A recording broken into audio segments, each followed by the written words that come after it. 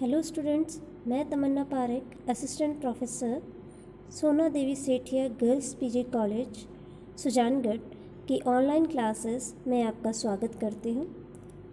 Students, अपने पिछले video में हमने देखा कि व्यावसायिक अर्थशास्त्र क्या होता है, इसकी विशेषताएं क्या है, साथ ही साथ व्यावसायिक अर्थशास्त्र अर्थशास्त्र से कैसे भिन्न है।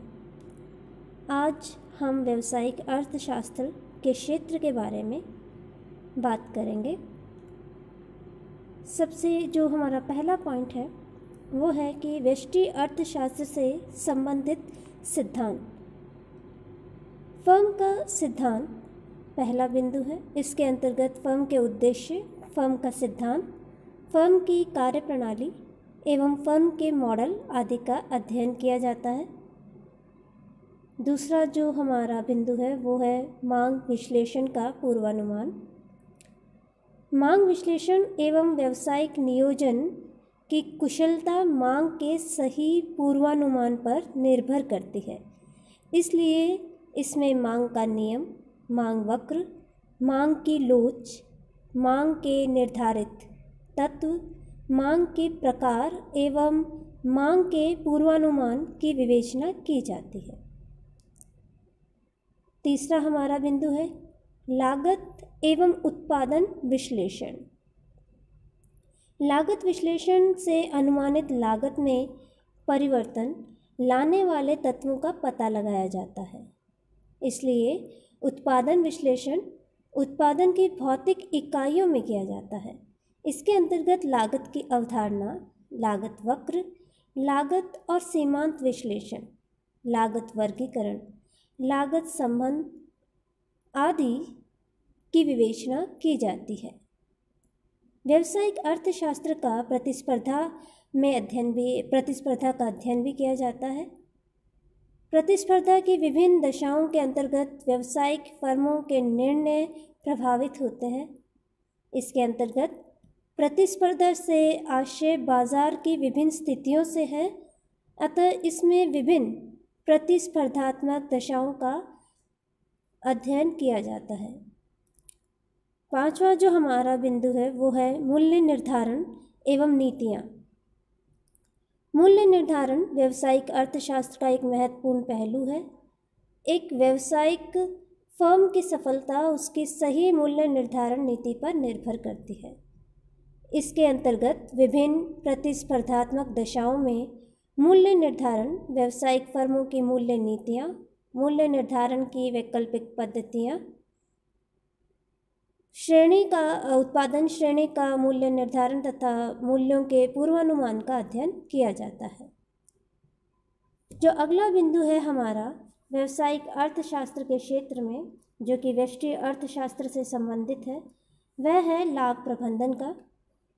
प्रत्येक व्यवसाय का दीर्घकालीन उद्देश्य लाभ कमाना होता है। जैसे हम जानते हैं व्यवसाय होता है जिसके अंदर उसका उद्देश्य लाभ कमाना होता है, लेकिन दीर्घकालीन भविष्य अनिश्चित होता है, इसलिए लाभों में भी अनिश्चितता पाई जाती है। अतः व्यावसायिक अर्थशास्त्र के अंतर्गत लाभों को प्रभावित करने वाली सभी आंतरिक एवं बाह्य घटकों पर विचार किया जाता है ताकि भविष्यवाणी सही हो सके। अगला हमारा बिंदु है पूंजी बजटन का। पूंजी बजटन का आशय पूंजीगत व्ययों के नियोजन एवं उन पर समुचित नियंत्रण से है। व्यावसायिक अर्थशास्त्र के अंतर्गत पूंजीगत व्ययों के निवेश की वैकल्पिक परियोजनाओं का मूल्यांकन किया जाता है। इसमें पूंजी की लागत और प्रत्याय दरों की गणना आदि पहलुओं का अध्ययन किया जाता है। आठवां हमारा बिंदु होता है उपभोक्ता व्यवहार का अध्ययन। व्यावसायिक अर्थशास्त्र में उपभोक्ता के व्यवहार का भी अध्ययन किया जाता है। इसके अंतर्गत उपभोक्ता की आय, पसंद, बचत, उपयोगिता विश्लेषण, तटस्थ वक्र विश्लेषण और मांग विश्लेषण आदि को सम्मिलित किया जाता है। अगला बिंदु विक्रय संवर्धन विधियों से संबंधित है। व्यावसायिक अर्थशास्त्र के क्षेत्र में विक्रय संवर्धन विधियां भी आती हैं। इसमें विज्ञापन, विक्रय प्रोत्साहन, वैयक्तिक विक्रय, विक्रय लागत, विक्रय प्रोत्साहन योजनाओं, विक्रय की मात्रा, विज्ञापन एवं वितरण के माध्यम एवं विक्रय व्यूह रचना इत्यादि को सम्मिलित किया जाता है। हमारा अंतिम बिंदु व्यष्टि अर्थशास्त्र के क्षेत्र से संबंधित है स्कंद प्रबंध का। स्कंद से आशय किसी फर्म द्वारा अपने स्टॉक में रखे गए कच्चे माल से है। यहाँ यह प्रश्न महत्वपूर्ण है कि कोई फर्म कितनी अप्रयुक्त या निष्क्रिय स्कंद अपने पास स्टॉक में रखे।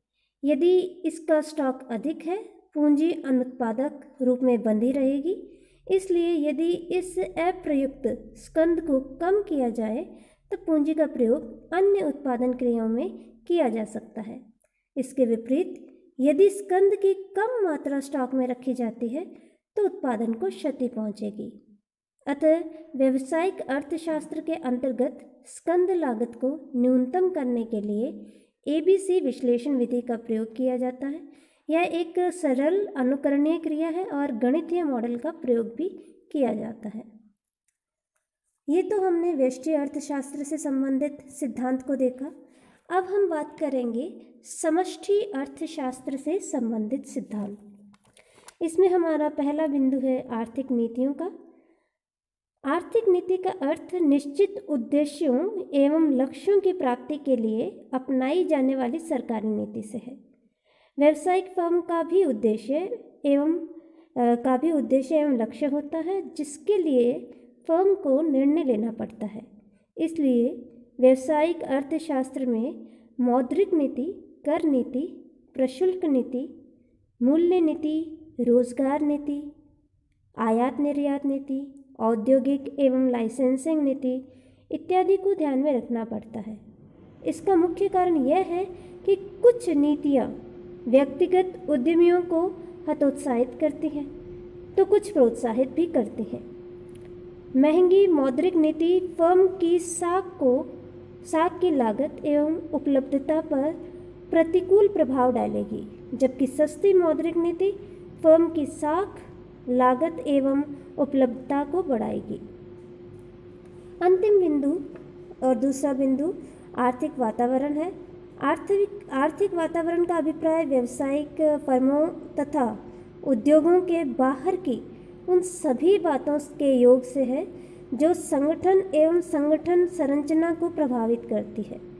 इसलिए व्यावसायिक अर्थशास्त्र में व्यापार चक्र, उपभोग एवं विनियोग सिद्धांत, राष्ट्रीय आय, धन का वितरण, सामान्य मांग स्तर, सामान्य कीमत स्तर तथा रोजगार की स्थिति आदि का अध्ययन किया जाता है। तो इस तरह हम देखते हैं कि व्यावसायिक अर्थशास्त्र का जो क्षेत्र है, व्यष्टि अर्थशास्त्र में जैसे कि एक माइक्रो इकोनॉमिक्स हम कह सकते हैं, इससे रिलेटेड जो भी प्रिंसिपल्स हैं उसमें इनको गिना जाता है, और साथ ही साथ मैक्रो इकोनॉमिक्स यानी कि समष्टि अर्थशास्त्र से भी इसके संबंधित सिद्धांत हैं। धन्यवाद।